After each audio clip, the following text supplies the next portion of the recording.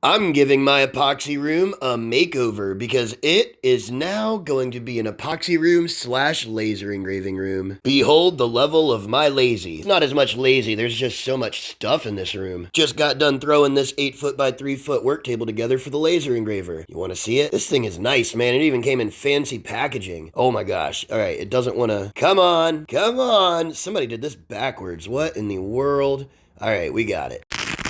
Whoopah! This is the moment in my career where in my head it's going dun dun dun dun dun dun dun dun dun dun dun dun dun dun dun dun dun. Dun, dun, dun, dun, dun, dun, dun, dun, dun. I know, Lucy, it was so quick and easy to build, and I've already learned how to use the software. Follow me to see what I create. I've been nerding out way too hard having fun learning this laser engraver. It is incredible how easy the software is to use. And I've already impressed myself a little bit by learning how to do this. Honestly, it wasn't that hard, and it came out better than I thought it would. Check it out. Willing to bet you can't guess who this is for. It's definitely a surprise. She hasn't seen it yet. Do you think she's gonna like it? I really hope she does.